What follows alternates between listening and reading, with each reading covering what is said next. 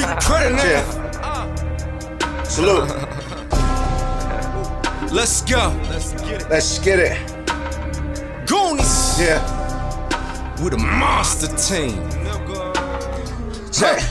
When shit get real, niggas fold up. It's time to ride and niggas is yelling, hold up. But by your side, when it's time to roll up, catch a homicide, them boys gonna expose. Middle finger to the law while I'm gripping my balls. That's why I'm out all night on the block with the raw. Niggas take a lot of shots, but be bricking them all. If you won't shoot, then you shouldn't be getting involved. Just stay in your lane before your car get filled with your brain. This shit hold 100 rounds, it ain't no reason to aim. It seem like the industry just keeps supporting the lanes. But real niggas like us don't give a fuck about fame, cause when you come in cocky, you get hated. And if you get caught slipping, you get faded. And all of my bitches be X-rated. Time is money, I'm learning how to be patient. Man, I love this trap game, I'ma die for this shit. The money double coming in, I gotta ride for this shit. And shout out all the bitches who be riding my dick. I pull up and something fly, then I slide with your bitch, nigga.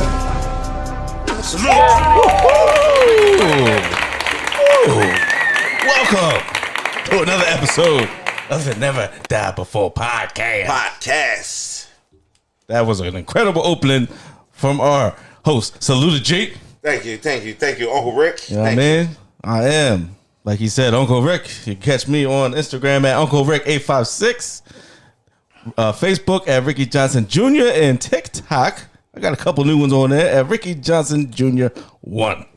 And to my left, I am Salute G. Follow me on Instagram and Twitter at Salute G, Facebook and TikTok as William Bookman. Thank you guys for tuning in to the Never Die Before podcast on Facebook Live. What was the name of that track? That track, it was called Made Too Much. Made Too Much, yeah, man. Drop your emails, I sing you the track. Drop your emails on the live, I sing you the track, man. What a track. Thank you. Appreciate that. All right. Today, unofficially, we are unofficially beer sponsored by Lakefront Brewery. You know what I mean? I stopped by the local, Total Wine in Audubon. Grabbed me a 12-pack of the assorted. So those watching, I got the assorted. There's like 6 different flavors. I ain't going to run them up. But right now, I'm going to drink the Shifter. It's called Shifter. A Shifter. It's called it's a pale ale. You know what I mean? With some, regular pale ale shit. What you got by the I have the premium lager. The premium American malt German hops. All right. Add ups to crisp smooth. Pop these bad boys open. Thank you, Uncle Rick. Thank you. You know what I mean? Toast to that. Ice cold beer. There we go. Nice. Oh, yeah, mine's pretty damn good. This is amazing. Mine's pretty damn good. This is amazing. This is really good. All right, that's out of Milwaukee, Wisconsin. We got Lakefront Brewery. Lakefront. Cut the check. All right. Also, today, we have a new tequila sponsor for the podcast. Yes. And it is brought to us by Tiffany Capri. Shout out to Tiffany Capri. She is the owner-operator of T Capri Tequila. T Capri Tequila. Owned by a black woman, ran by a black woman. Black-owned business. Support your own, people. Yeah. Support your own. Right now, it's currently located for sale in 2 locations in Maryland. So unless you want to take that drive, or you got somebody that gets down there, that's how you can get some. I got 2 bottles on the way. Yes, sir. Shout out to Cuzzo Shelly Rain. Shout out to Shelly Rain. Also, shout out to Chase Gamble Royal Moves. As always, you can grab the official podcast shirt as well as Royal Moves merch. Yes, and shout out to my man Dwayne Glenn, Not Your Average Swag. Make sure you hit him up on Facebook at Dwayne and get your merch. Cop your merch, people. All right. So, today, I have a topic that I've been waiting to touch on since pretty much I've thought about even thinking about doing the podcast. Tell the people what it is. You know what I mean? Today, you know what I mean? I want to talk about the gray area in America. The gray area, for everybody that's watching, you see it right there. Gray area. Yeah, there's a gray area in America that I don't think gets enough exposure. Right. You know what I mean? Because since pretty much the beginning of America, there's been black and then there's been white. No, there's nothing in between, I guess. No in the middle. So as a biracial American myself, who happens to be both of black and Caucasian descent. Yes, from the mountain of Caucasus. There is no black or white area for me. Okay. So my whole life, there's either black or there's white. When you go to fill out an application or fill out this, there's nothing that hurts more or you struggle with in life when you see the boxes that say check 1, black or white. Because there's other boxes for Polynesian, for Hispanic, for this, that. But there is no box specifically for biracial or mixed multicultural Americans. It says other. Yeah, so why? So, and that's recently there's been a choice for other. Yeah. There wasn't always a choice for other. So I want to let's go back in a quick time machine, right? Push it. In a quick time machine. Since pretty much slavery, right? In slavery days, you had the blacks, the Africans that came over, and then you had the whites in the slave house, right? Yes. So then, every once in a while, slave owner go out there and dabble, rape, you know what I mean? And then you get a child, this mixed child. Yep. That mixed child was not looked upon the same as its black brothers and sisters, even though he was born into bondage, still. Yeah. But it still wasn't looked at the same. It was not. And then the slave owners and the white people, they don't look at that child the same because that's a mixture of human and non-human at the time. Yeah, at that time. You know what I mean? So then they might have been allowed in the house, and then you get the house Negro. Yeah. So then, since then, you get the house Negro, and then you got the field. But we're the same. The biracial kid didn't ask for that. It did not. But looked down as the same. And then you skip forward to Jim Crow and segregation. There wasn't any biracial lunch counters, biracial bathrooms, water fountains, restaurants. No, it was just whites only, and then blacks. Right. It wasn't no in between. So then that makes you choose a side, right? And it's all based off at the time back then during Jim Crow off of whether or not you were white passing or black passing. Mm-hmm. But either way, you weren't allowed to be who you were. No, not at all. Like you're not allowed to accept both because you're not going to be treated as both. And I feel like that still translates to today's world. Yeah, they used to say they had like tainted blood. Yeah, like that. Yeah, but I mean, even though you look now and then there's children with both black parents, but they come out light skinned, or the parents might be light skinned. Yeah, but they're still considered black. Right, and then you got the two black parents that can make an albino baby. Right, but that light skinned black child is still treated different. Well, not treated different, but looked at different than a child that's light skinned that was born from either a white mom or a white dad and opposite race parent. Yeah. Because I've had people tell me, "Oh, you're not light skinned. You're mixed." You're mixed. So my whole time I'm thinking I'm mixed, but nah, you're not light skinned. You're not light skinned. You're mixed. Yeah. I'm thinking I'm light skinned, but people have told me you're not light skinned. You're mixed. I've also had people tell me, "Nah, you're not black either." Yeah. See, with me, is I'm half black and half Puerto Rican. Right. My dad is Puerto Rican. My mother is black, and to this day, I would be considered black. Just 100%. Nobody ever looked at me as I was a Puerto Rican. Even when I was little, I was bright as hell. Mm-hmm. I mean, I'm still light skinned, but I was bright as hell as a child. Right. So it was the same way for me. I was always viewed as one particular thing. So at some point in life, you felt like you had to choose and pick a side? Not really. No? Nah, not really. Because, I mean, for jobs, basically, I just had to present myself as an intelligent black man.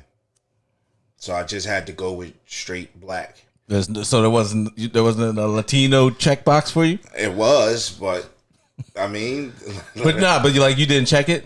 No, I did not. No, because then they would, basically consider me bilingual, or of things of that nature.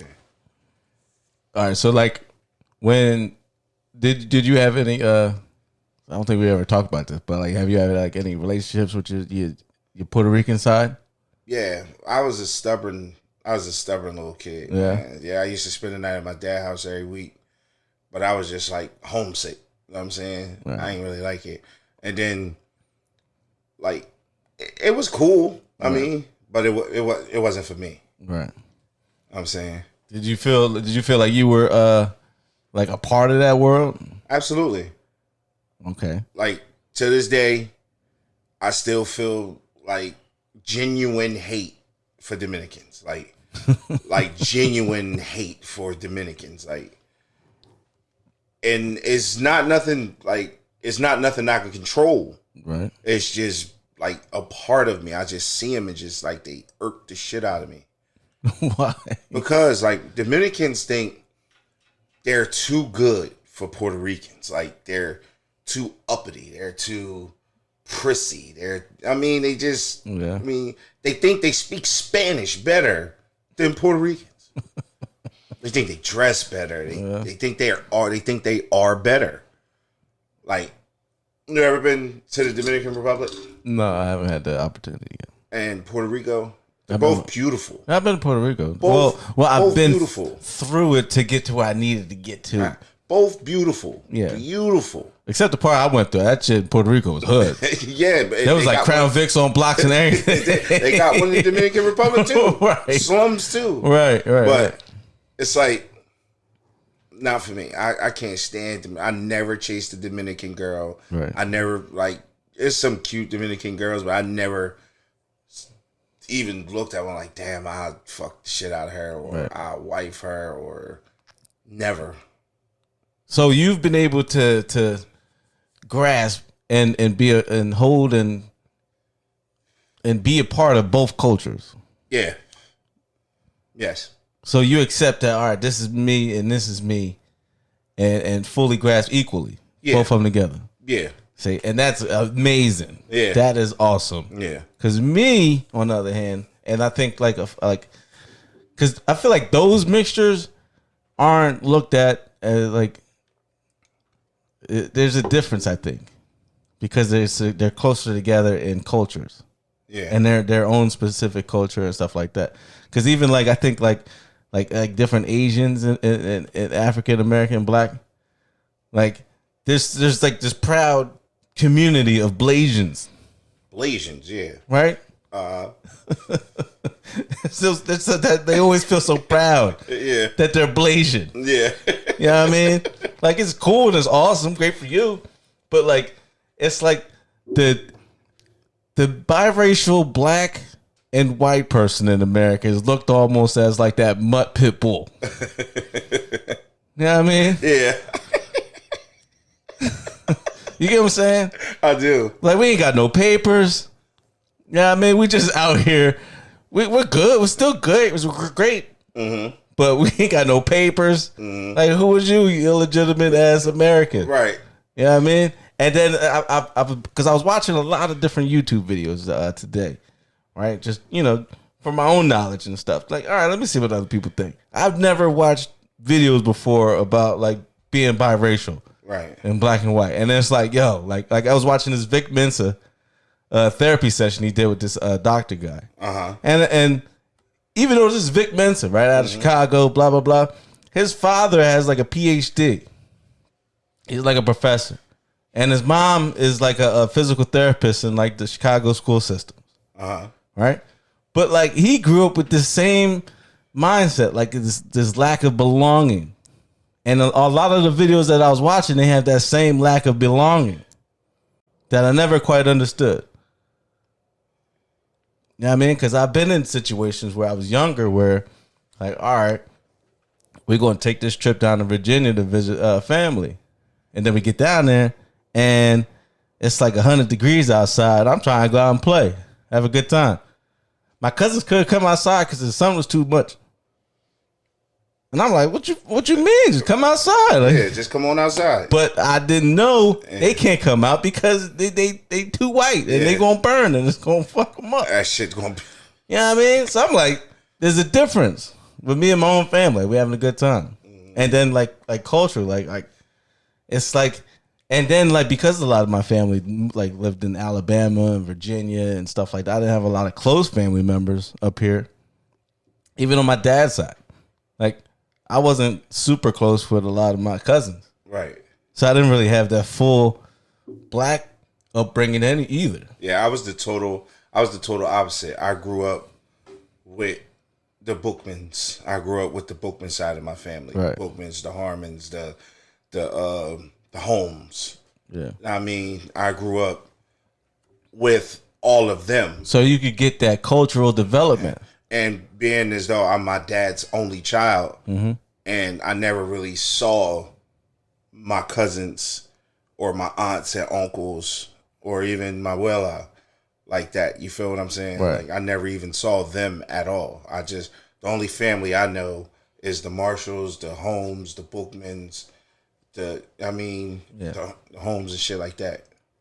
So culturally, even though you still identified with both ethnicities, you still like culturally lean towards more the black way. Absolutely. Yeah, and that's just by default. I mean, Right. you know, my mom and dad had their up and downs, you know what I mean? And I sided with my mom. I grew up with my mom, so. Right. See, because I lived in the same house with my mom and dad and all that, so it's like The Never Die Before hoodies, Matt, they cost $40. I think so. Yeah, 40, but I get one for you for 30. All right, just inbox me your size or drop comment your size in the on the comments, and I'll get you one. Yeah, it's about time for another reorder. Yeah, I'll get you one. But like, yeah, like my dad is like, you know, black dude, all the way black dude, right? But like me growing up, it's like he had the black friends from the softball team and from work and everything. He also has white friends too. My dad hung around like a lot of beer drinking white dudes too. Yeah, like my uncles. That's probably how he got close with them. My dad was hanging in 6th Street.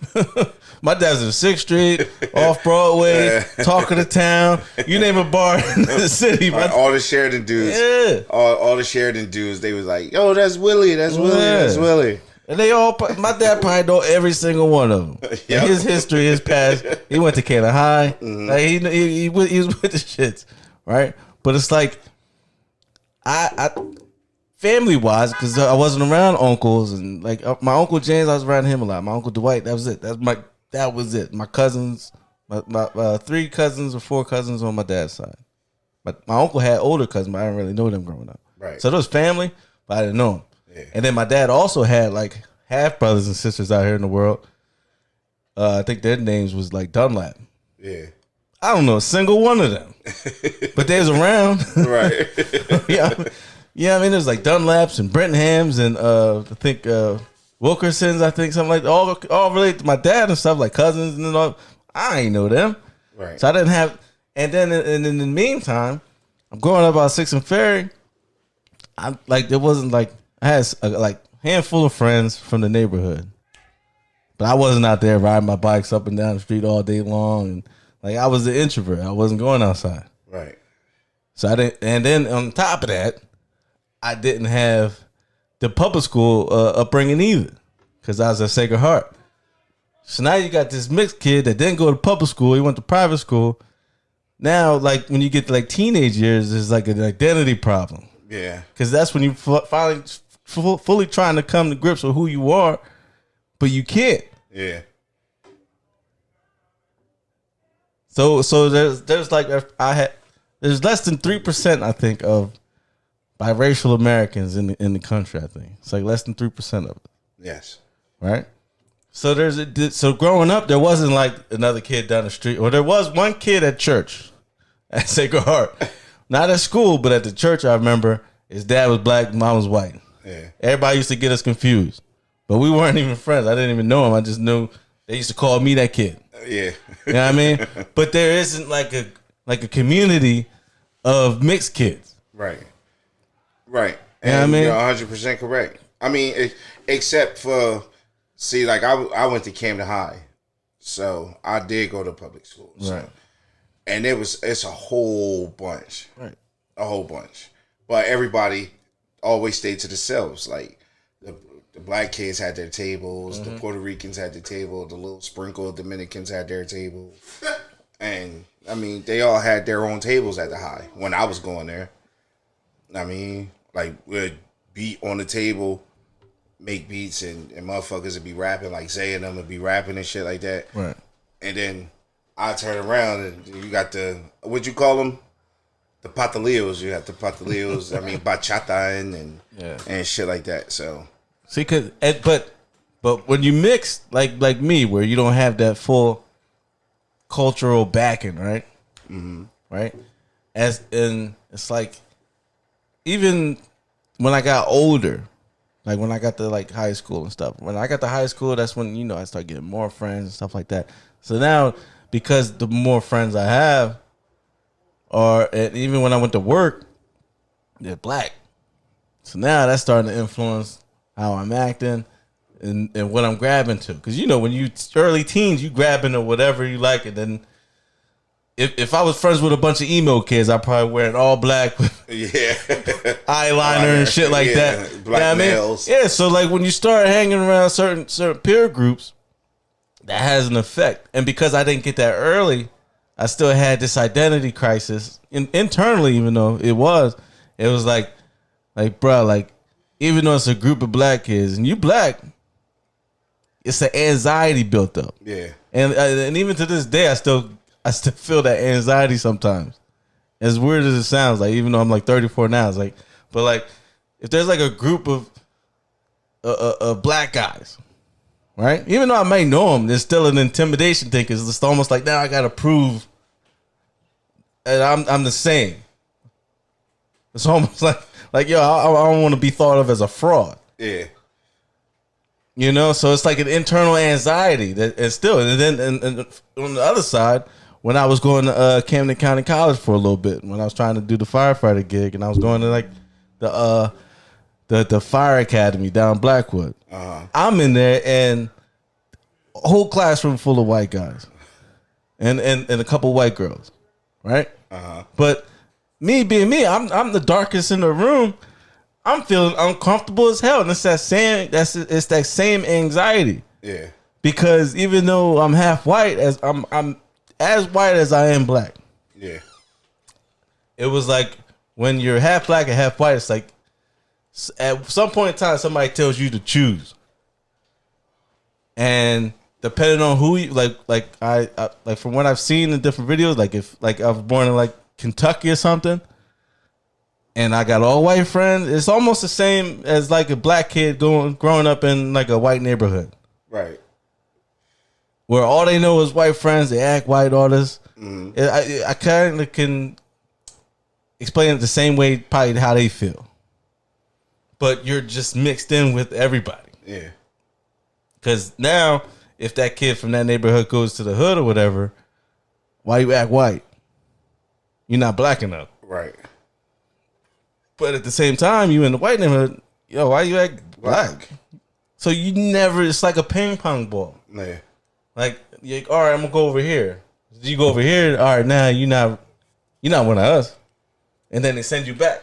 But then you're not with them over there really either. So it's like having to choose a side is like one of the biggest flaws, I think, when you mixed. I'm gonna give y'all another one at the 30-minute mark.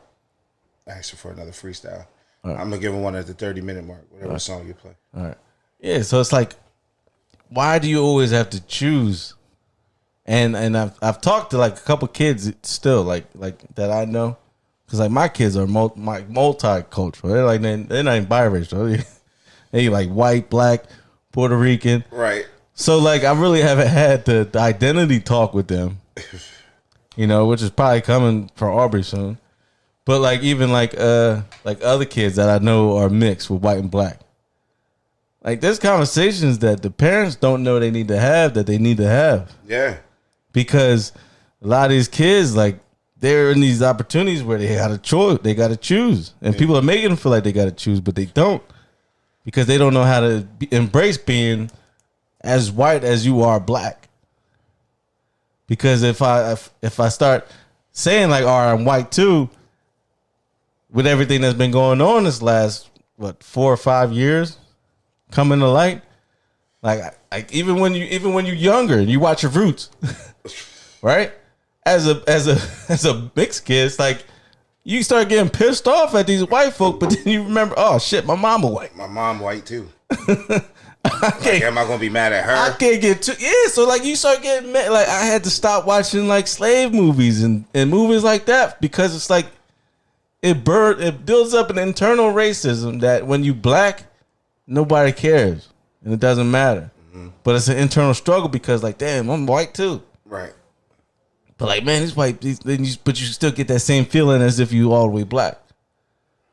So it's like the discussions with being biracial in America is like everybody always told me like, well, your daddy black, so you black.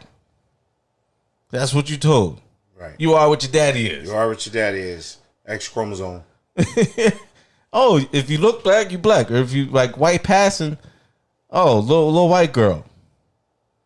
Like my niece is like super light skinned, right? Mm-hmm. But she mixed, half black, half white, and her daddy full black. But she light as hell. But everybody want to call her white girl. She gonna have to deal with a lot of stuff when she get older that people are not gonna understand. And there's a conversation that somebody's gonna have that with her that people not gonna understand. I understand it because I lived it. Can y'all make an Instagram page for y'all podcast? I had to tag some podcasts. And I listened to them on Instagram and realized that y'all wasn't on there. Yep, we got you. We got you, Fells. Yeah. We got you, Fells. Yeah, but I mean, but it feels like you're a part of a marginalized, disenfranchised part of America. Yeah, in that gray area. In that gray area. Yeah. Because there's not a water fountain for me. Nope, it's not. And why do I have to choose? And why do I have to choose? Yeah. You know what I mean? I like it just like recently, the last couple of years, I've fully embraced more of my white side because for the longest time, like I didn't want to be a part of that white side. To me, it's like I'm not white. How can I be white? I live in the city. Mm-hmm. You know what I mean? All my homies is black. Dad is black.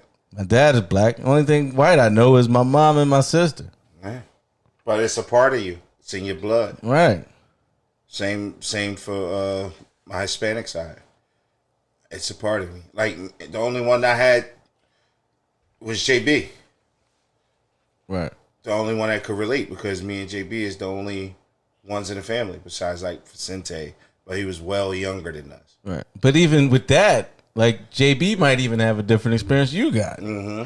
Cause you're more black passing. JB might not be as black passing. Hell yeah. You know what I mean?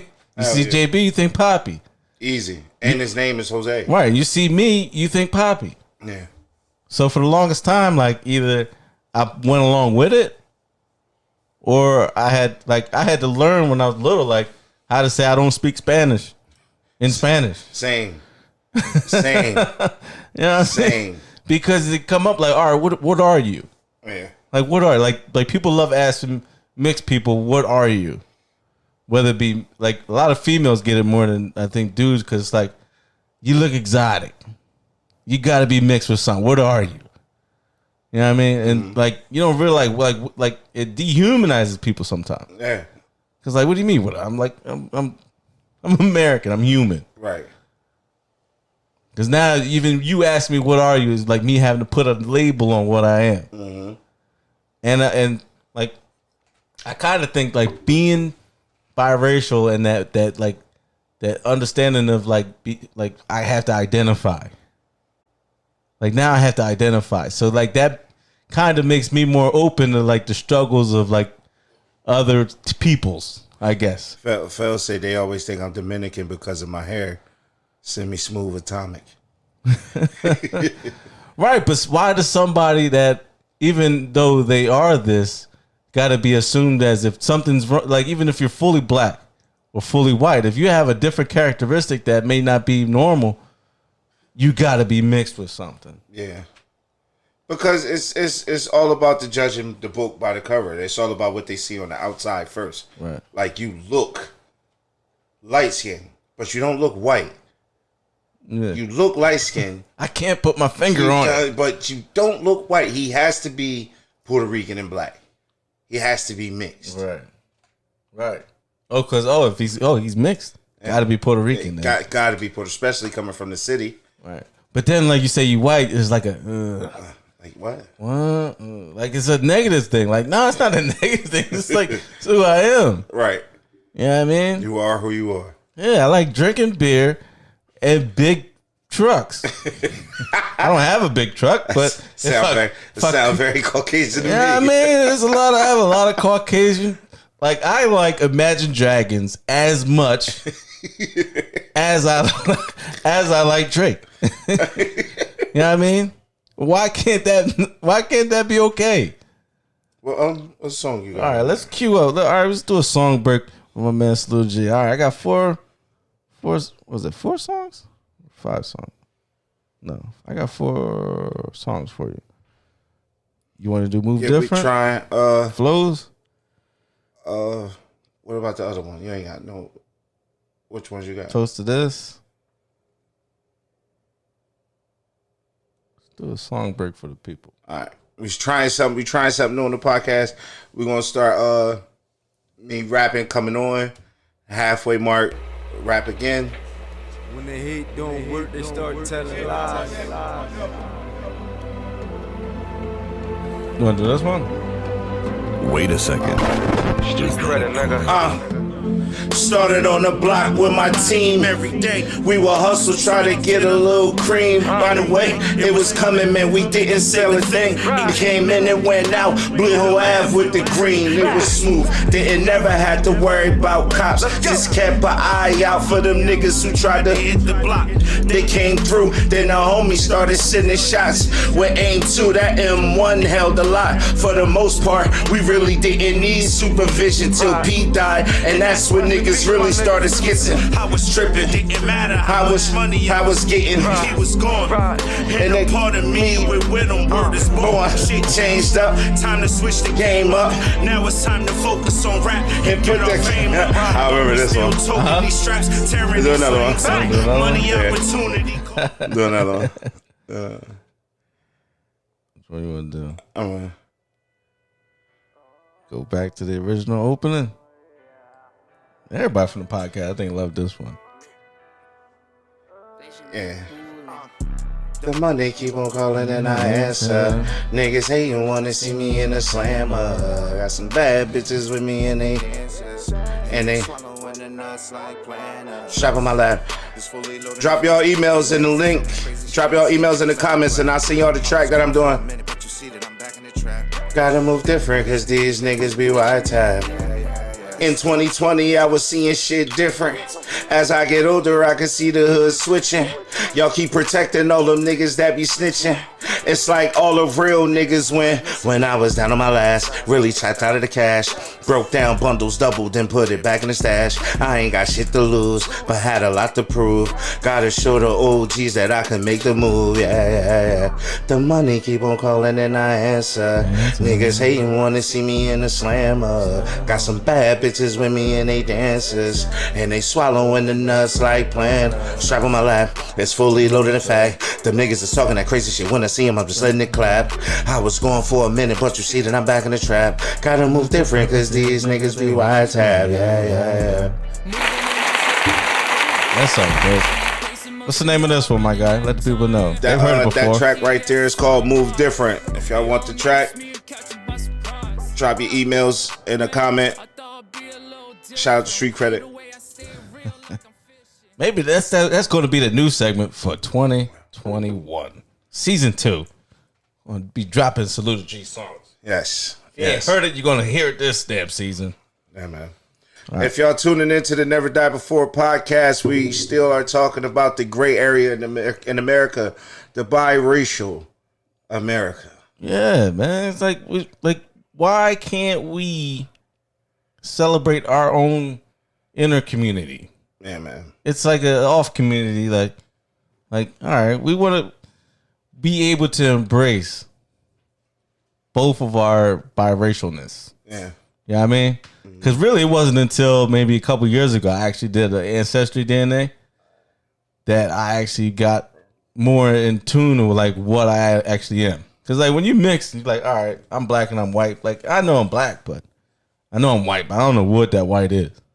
Because I didn't have that full like, all right, you're this, maybe this. Like I didn't know. I had no idea. Yeah. So I do the ancestry DNA, and it come back like the most percentage I had was like Scandinavian, right? For all those that don't know, walk me through that. For all those that don't know, Scandinavians are like the Denmarks, Norway, the motherfucking Vikings, bro. Oh shit. The Vikings. So then, when I got that back, couldn't tell me shit. I'm Viking, bro. Now I got this Viking blood, so now it's like it creates this like inner pride almost that I've never had. I've never had that inner pride of anything of my white heritage. Because before it was just all right. It was just part. I'm just white, whatever. But now because I know where it was and where it came from, right. Mm-hmm. Now I got this almost like newfound love almost for the whiteness. Cause it's like, all right, these are Vikings. Like that's real shit. Like if it would have came up like something else, I probably would have been the same way. But it's like Vikings is like I've already like had like a high regard for like Vikings and what they did back then, and watch all the shows and stuff like that. But now I'm watching everything, bro.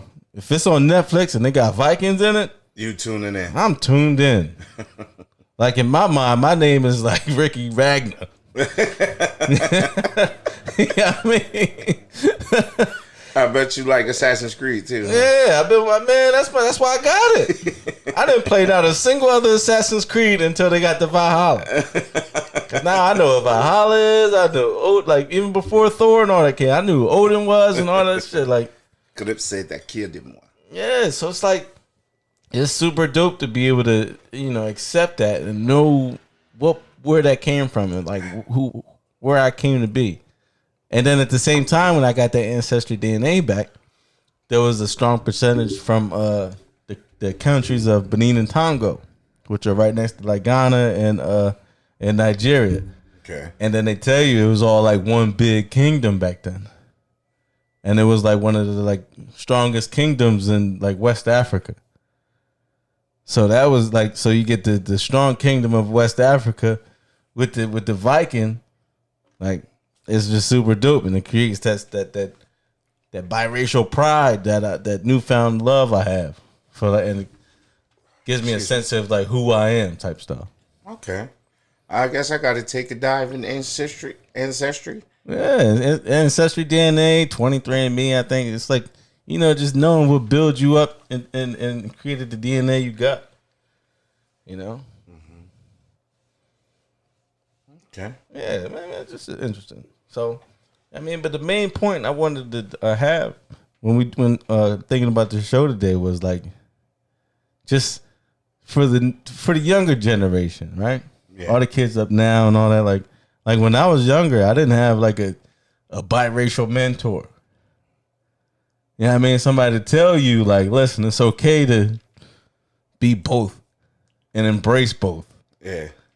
And everybody else is telling me, all right, well, your daddy black, so you black. But then when I go hang around black people, nah, you're not black, bro. You are, but you're not. Right. You know what I mean? It's like, I'm laughing, but it's like that shit hurt at the time. Yeah. Like, you black, but nah. But like, have conversations with the kids nowadays, man. You already felt he said a biracial mentor. Yeah, I need a biracial mentor, man. Get your if you black and your girl white or you white and you dude black.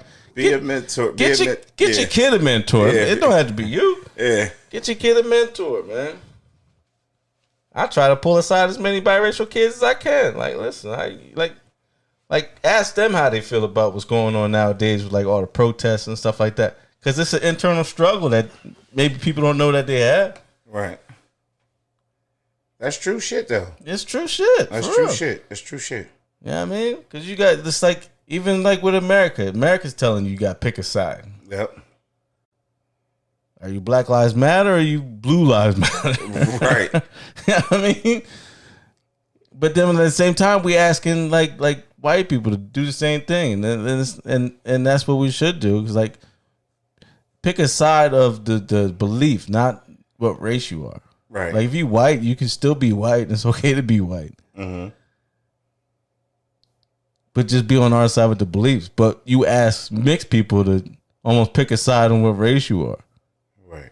Yeah, I mean, then at the same time, like when you mix, you almost have to like. We tell white people to accept their white privilege all the time, but nobody tells mixed people to accept your mixed privilege too. Right. Because there is a mixed privilege that I don't think that I really didn't even know that I had. Well, yeah, for you, right? So I didn't even understand. So let me get that straight. Like, it was hard for me to understand why white people couldn't understand white privilege, right? But at the same time, I was neglecting my own mixed privilege. You know what I mean? Yeah. Because I've been stopped a good amount of times. Yeah. I have.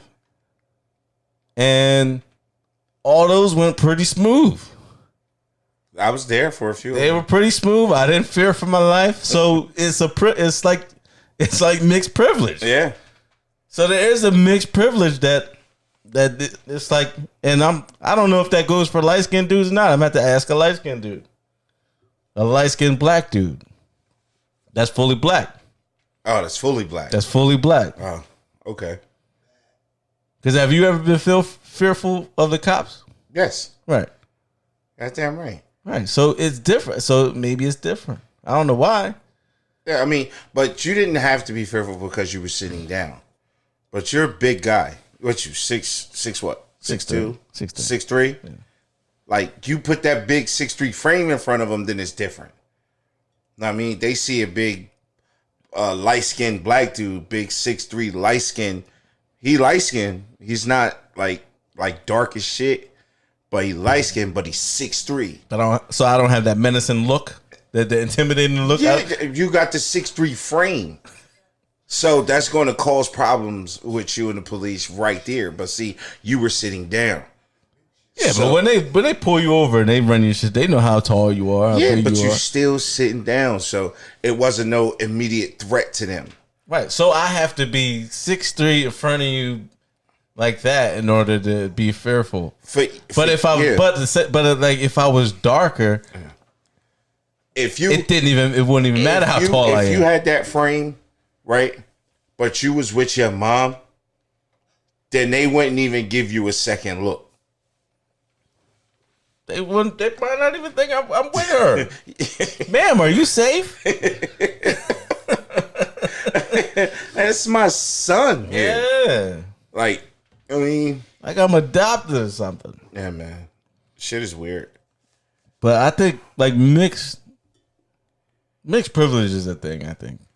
Because I would admit that I don't have it as bad as somebody dark. I never actually heard the term. I think you probably single-handedly just made that up. Well, I stole it from YouTube, so I'm not going to take full credit. Okay. But if somebody wants to say I did, it's all well and good. Because I never heard the term before. Yeah, mixed privilege. Because it's like, I think everybody nowadays is talking about the code switch, right? Uh-huh. When you go to work and you got the code switch. Yeah. Mixed kids been had that, bro. I feel like mixed kids been knew how to, because we've been talking to family members different than we have our own family for years. For years. That's true. I talk to my mother's family different than I talk to my father's family. Yeah. You know what I mean? I might talk about SEC football. Whatever. Who knows? Golf. I don't talk to him a lot. Yeah. Like now that I'm older, but when I was younger, I knew we wasn't talking about the same shit as I was talking to my cousins out in Pensauken on my dad's side. So we've been code switching for years. I talk to my dad different than I talk to my mom. Not me. I'm the same. It's still the same person, but the tone of voice might be different. Yeah, but see, most black people, and from what I've seen, I can't say what goes on in other cities and countries and everything. I could just speak for what I see in Camden. Most black people accept Puerto Ricans as if they're black. Oh yeah. So it's it wasn't really a difference. Right. Like me talking to my pop, because my pop talk the same shit to me. Right. Especially now, because I think with the Puerto Rican, the cultures are so together. It's really not. It's just it's like the black culture takes over. Like it's very, very dominant. Yeah. Like everybody wants Keys are right here, baby. So it's like everybody wants a piece of the culture. Everybody wants a piece of the culture, right? And the Puerto Rican culture is, it's I mean, the love they have for each other. If we was to have that, it would be crazy. But the Puerto Ricans stick together no matter what. They stick together no matter what. That's what I love about them. They stick together. I think that's where a big part of my loyalty comes from. Being as though that I'm half Puerto Rican, and I know I was born and bred with loyalty, and I think that's where it comes from.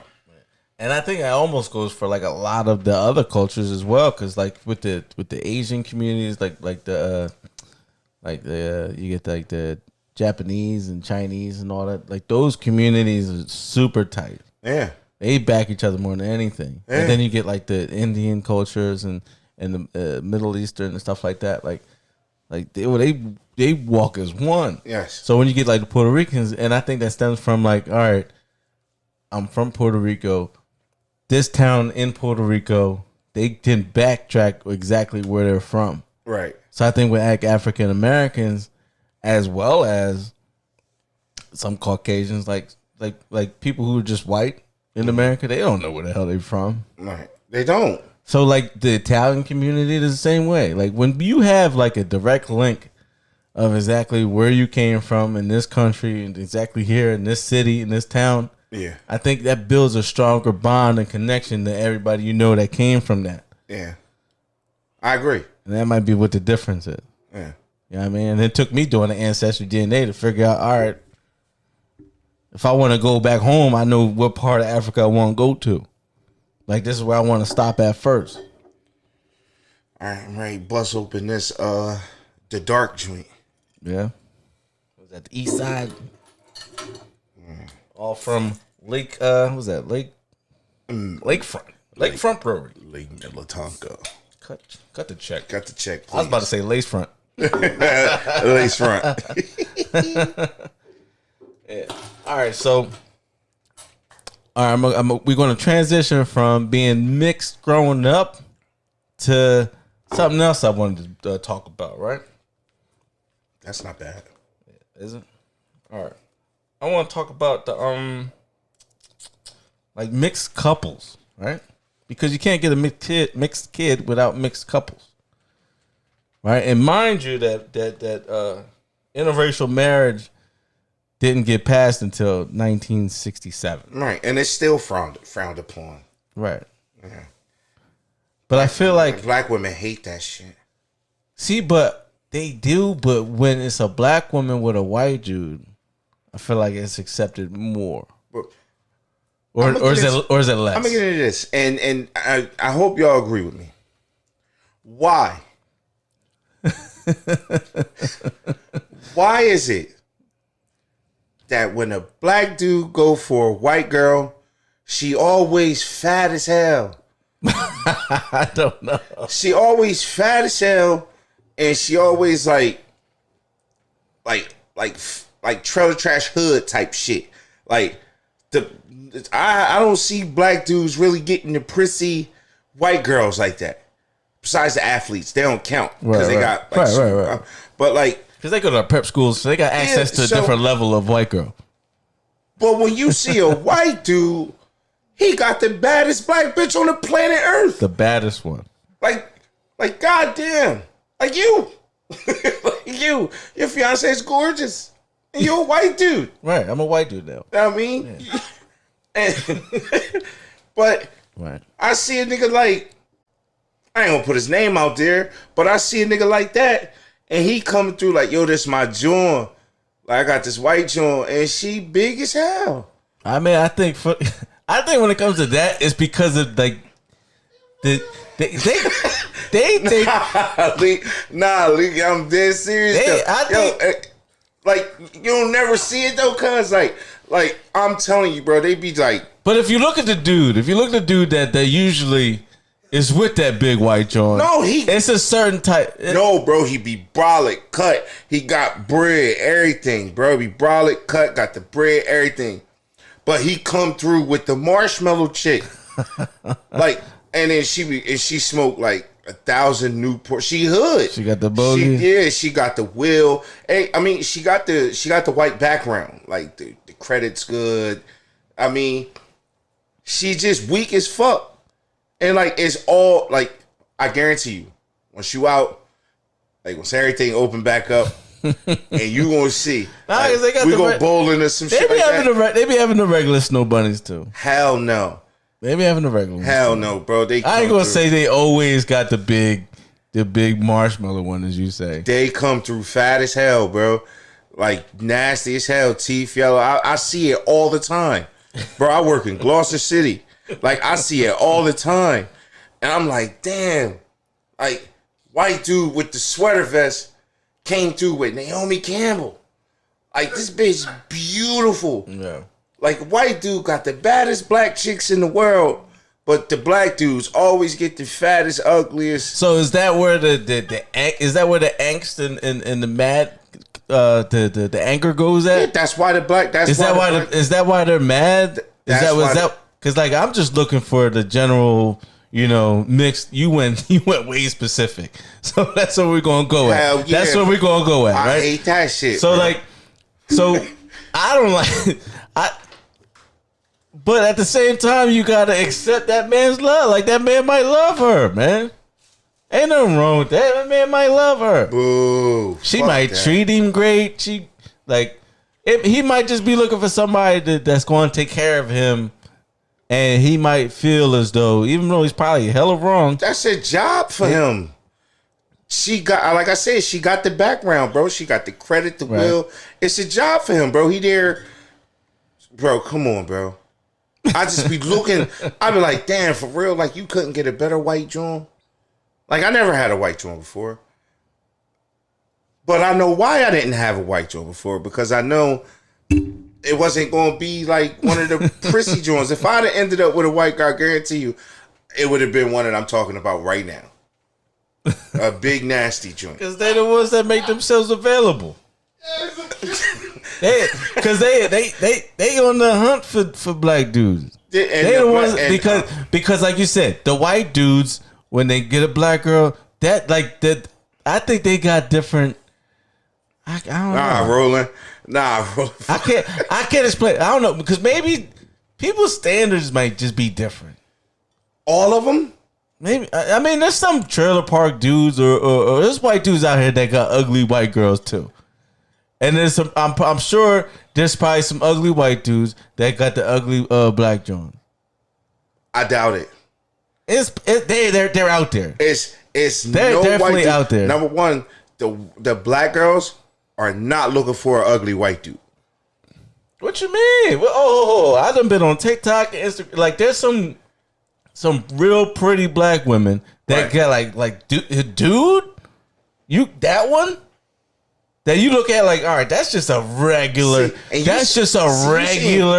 guy. You saying TikTok, so that's somewhere across the world. No. That could be anywhere. That's over here, bro. That could be anywhere. That's in the world. over here, I'm bro. talking about. Let's take a ride to Cherry Hill Mall. Let's take a ride to Gloucester City Outlets. Let's take a ride to Atlantic City or some shit like that.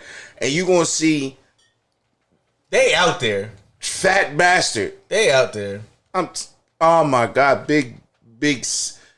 Oh my god, sandals. Everybody got fetishes, so maybe like I want this big joint. That's my fetish. That's my twist. I'm not saying nothing wrong with big girls. That's my twist. I ain't saying nothing wrong with big girls. I'm just saying the black dudes, the skinny black dudes, always end up with the fattest white girls in the history of the world. I mean, but in those cases, they be the ones where the girl be giving them the wheel, giving them money, giving them a place to live, like stuff like that. But why? Looking like it's the Jody. other way around. Why when the white dudes come through, they taking the queens, the beautiful, like because they probably the queens, the ones that the regular dudes done screwed over. Because you gotta admit on that too. Not us, because we both faithful married guys. Yeah. Or fiancé guys or whatever. Yeah, I mean, you know what I'm talking about. We're in standing committed relationships. Yes. So we're talking about other people. Yeah. But there's a lot of dudes out here doing their girls dirty. So they tired of it. Because they blame the whole black men race. Right. Instead of just blaming that one dude. Yeah. Or them two dudes. They just not out here looking for and being in the right opportunities to get the right guy. You know what I mean? So when he said black girls just want the money. Okay. I mean, I can see that. And like you said, but there's nothing wrong. There's nothing wrong, like they said, with financial stability. Because you want to find financial stability in a person. Financial stability and tax money is different. Like you fucking this fat white girl for a check. She might be a manager somewhere. She might be making decent money. Yeah, you know where she a manager at. You know where she a manager at. She a manager at. She a manager at fucking Taco Bell or fucking Chipotle or some shit like that, bro. She big as hell. Where she walking? She couch size, bro. Chill. Like what you doing? But we can say that about any big joint. Nah, but it's not big joints that I'm talking about because I wrestled a lot in my day. You know what I mean? I'm not talking about big joints. I'm just talking about the skinny black dudes. Everybody why can everybody know it because everybody see it. So why can a big black joint be held at a higher standard than a big white joint? That's not what I'm saying. They the same to me. No, you never see. They the same to me. You never see a white dude. They the same. You never see a white dude, blue eyes, blonde hair, white dude with a big black girl. He always got the baddest black girl. Like she's always beautiful. She's always beautiful. Cause that white dude's self-esteem might be good and high. Like I'm a pull this. Nah, but see, I'm not saying what he's doing. He might have grew up like hood in the hood or hood adjacent. Got a lot of friends. Or he could be That's a the Brooks group he brother. hang around. Like, I mean, or like I'm just I'm saying like. Or if he's not and he one of like the frat boys and stuff, I'm a bag this pretty joint. Where's she the manager at? Oh my God, Chipotle, Taco Bell, KFC, man. big greasy joint. I mean, but like either way, right? You get the white dude. Everybody know the white guy that grew up in the hood, got all his home, like go to the hood barber, beers be tight, right? Mm-hmm. The black John's gonna love him. The pretty one's gonna. So that's what you can only get what you have access to. Right. If he got access to the pretty black Johns, that's what he gonna get. Yeah, but see, that's just like saying like how Roland said those skinny black dudes. Those skinny black dudes. What do they have access to? They have access to the big greasy Johns, the marshmallows, or they got they got the same. They got the same access. I'm talking about dudes from down the highway. These are dudes from down the highway. All the white girls are down the highway. It's no white girls in the city like that. Down the highway dudes be coming to the hood. Yes, but they get their girls from down the highway. Violent. Fucking, I can't even say like Lawnside and shit like that because that's not down the highway no more. No. But like that's West Camden. Then, violent and like far as hell shit like that. Mm-hmm. Yeah. You know what I'm saying? And they always come to the hood with those type of white girls. They can't find no other ones. They got type, man. Some people got types, man. Hell no, bro. It's. I'm not saying it's nothing wrong with them. Well, maybe it might be their confidence in themselves, right? Because they got to have the confidence in themselves to be like, all right, I'm capable of pulling this, but they settle in for that because they don't have that confidence that I can go get that pretty white joint. Yeah, because this dude, I know it's dudes out here that's pulling pretty white girls. Yeah, right. But because you got to have that confidence, right? And that's the same as if you want a pretty black joint. You got to have that confidence that, like, yo, I'm gonna go step to her, and if it work out, it'll work out. If not, all right, cool. Right, and that's a lot of dudes. They just scared of that. They scared of that. What the fuck? I can't think of the word. The rejection. Yeah, they're scared of the rejection, so they go to something they know they're not going to get rejected from. Yeah, but because now I'm the fucking guy. But always, I'm the pretty one. Always, you want to be because you want to be like the pretty one in a relationship sometimes, right? Compared to that, yeah. All right, so All right, so you want to be, you going to. It's all a self-esteem, confidence thing. I'm telling you, that's the answer. That's the answer. The answer is self-esteem and confidence. Like, I'm in retail, right? So I worked at Exxon, I worked at Wawa, and I'm currently now comfortably at Royal Farms, right? Right. And when I tell you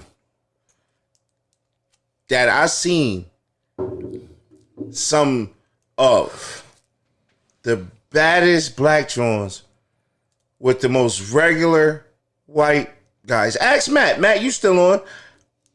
With the regular white guys. That's what I was just saying. And I'm like, damn, that's cool. So that interracial part of it is fine. I'm fine with interracial. See, but some people don't have they don't even have the comfortability with interracial couples. No. They still think it's like the back in the day, like before the law got passed. Why couldn't they find a black man, or why couldn't he find a black girl? Yeah, and I'm gonna give you a reason why the black girls hashtag Black Love. I'm gonna give you a reason in my point of view, from my perspective, that the black girls have a problem with black men going to white women. You know what I'm saying? Number one is what I was just telling you. Because of what they see. Oh, and then God. like I got a problem because you could do better because I'm better. Because they looking at the situation like I'm better than her. What you could do better than that. Right. Like if you gonna go white, go all right. Don't go flat, fam. Like you just out of there. Like you just done up. I'm telling you, watch. You gonna see it and then you gonna start cracking up. Watch when you got bowling league coming up soon. Not any bowling tournaments coming up soon. I think so. Watch the next one you go to. You gonna see a couple come. They still social distancing, so you gonna see a couple go like 3 lanes down from you. I've seen it before in bowling. I'm like, oh, that's something messed up. See, but me because I'm mixed, I don't have that viewpoint of like damn, that's crazy. Yeah, I mean, because I'm already interracial and biracial, I don't have that same feeling like dang, it could like nah, because I knew that that's what I'm used to. I seen that. That's fine for me. I don't have that same outlook like damn, that's crazy. I look at him like damn, white boy really got all right. Props to him. I get props. Yeah, that's what I do. I always get props. Either way, I went up to that man. I was like, damn. I was like, yo, she bad, bro. And he like, yeah. He was like, yeah, that's my wife. We've been together, such and such. I'm like, yo, she bad, bro. Congratulations. Yeah, because if you come at somebody like that, where it's like not disrespectful to any relationship, like people appreciate that. Yeah? But when you pull up to somebody, because if you'd have just been staring at it like all crazy, like now you causing a problem. Yeah, you could that whole interaction could have been weird. Yeah, and disrespectful. And that's the problem with interracial couples today. Still, because somebody might look like for real. Yeah, like and why you gotta come just like. Why you with him? I mean, but that's right. That's hate. That's something that don't flow through my blood. Right. Appreciate somebody's love. That's what they found. That's what they got. Nah, but them niggas can't get off the hook. I can't get these niggas. I can't let them niggas off the hook. Stop pulling up. And have her saying, "Let me get 8 regular." Like she got. First she of all, got should more know. than- First of all, what you said 8 regular. That whole that whole you in the passenger seat, laid down, hoodie on, smoking a mild, and she driving. Cause you can't tell that type And of man she shit. You can't. Titties on the steering wheel like Respucia, like let me get 8 regular. Like, bro, this. Cause I don't want to put nobody in a box because I don't like getting put in a box. But I'm a prejudge that type of man. That type of man probably ain't got nothing going on. Not. I mean, just call it what it is. It's always the same type of nigga. 8 regular. 150, 60 pounds. Regular soaking wet. Regular 260. What the fuck you gonna get with 8? Yeah, like 8 in a truck too. Only got $8 because only one person paying any type of bills. They always got trucks. Yeah, I mean, They always got trucks. it's always like a Ford Blazer or some where I mean she comfortable being big in. Right. Yeah, I mean some little. It's not too big. Maybe sometimes like not. It ain't gonna be a Yukon or nothing. Everybody that's tuning into the Never Die Before podcast, thank you for tuning But in. that's the type. Please drop your emails in the comment section, and I will email you the 3 tracks that I'm doing. I did one in the start of the show, one in the middle, and I'm going to do one to wrap it up. Yeah, I mean, but it's a type of guy. Everybody knows it's a type of guy. It's a stereotype, and it's a strong stereotype. I don't want to stereotype nobody, but it's a stereotype. It's not. It's just 160 pounds between jobs. Let's call it. Mm-hmm. And he's pretty much homeless.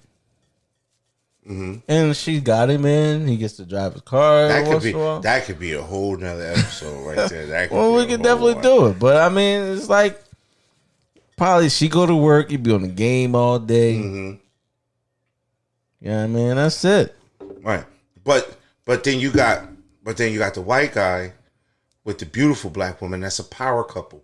Right, and we should celebrate that. Yes, we should all the time. But I don't think we celebrate it enough. We don't, and then we also don't celebrate like people like athletes and stuff. We always look down on athletes like, damn, I knew he had a white joint. Like, yo, he probably went to prep schools.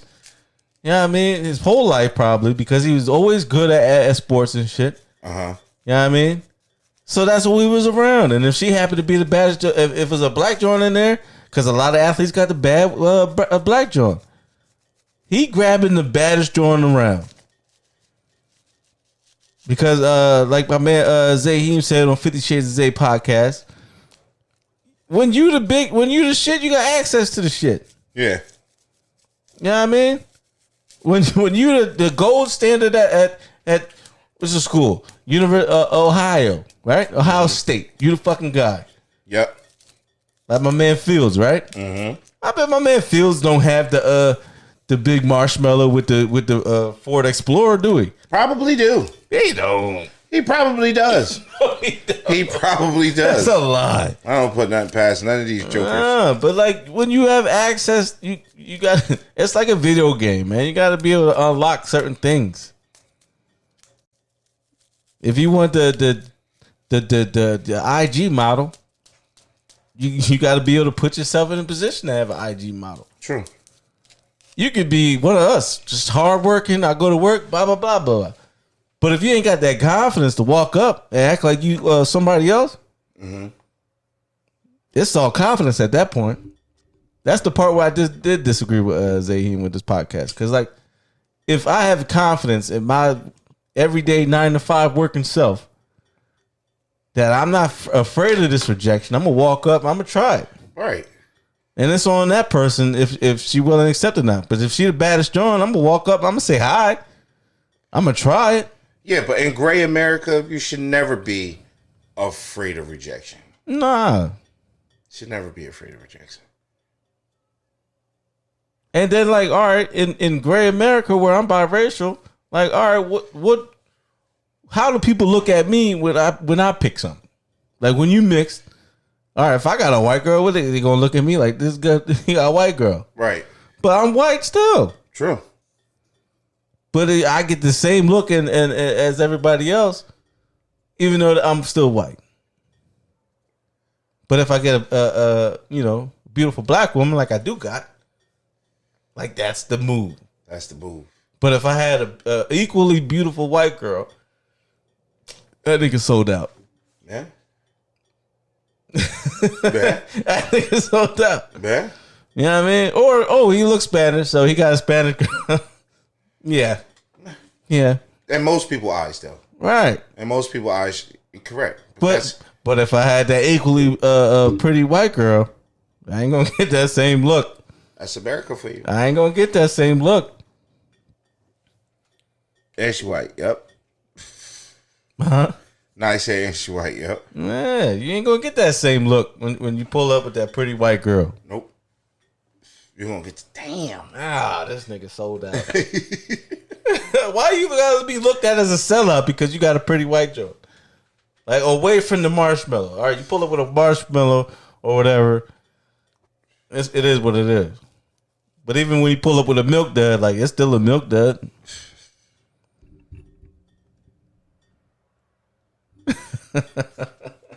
Because to me, it don't matter. She big, Make sure y'all go follow 50 Shades of Zay podcast too. Yeah. The Light Skin Brothers podcast and Devin Wade show. Shout out to everybody that's podcasting. Oh, shout out to my homie Tasha Bennett. She got a podcast called Just. I said it, no edit. That's what it is. I said it, no edit. I said it, no edit. I had to remember the name of the fast. Tasha Bennett. That's the homie. Season 2, episode 3, Gray America of the Never Die Before podcast. Yeah, man. I'm about to wrap it up. So, which one? Flows? Flows. All right. Don't forget, drop your emails in the comment section, and I'm gonna sing all these tracks. You turn it up some more. Until next time, like, subscribe. Time for the elevation. I be high levitating. Whipping white like I'm racist. Cold good, the fiends waiting. Like a doc with his patience. See my pockets splitting your spacious. Headshots, no traces. We the best, y'all hating. Nah, I'm the man of the year. Let you rap niggas gon' fear. Trying to ninja club a mill 2 or 3 times like I'm a cavalier. Game is mine, commandeer. Street credit pioneers. All bosses up in here. And that chop will leave your block clear. Niggas go when I say go. Niggas do when I say so. In the building with the Draco. Then off your set like Quavo. Like Quavo, hit us with the hey yo. Cause we whip it thick like Play-Doh. Fans watching better lay low. But I'ma still get paid though. Niggas try to run up on my bullet. Gotta entertain my halos. Counting all these pesos. In the pair of G-Fazos. Play with guns since the day old. Ask your favorite rapper, bet they know. About the credit, distant credit. Bullets giving out facials. Whoa. Credit, nigga. At Chopper Coco.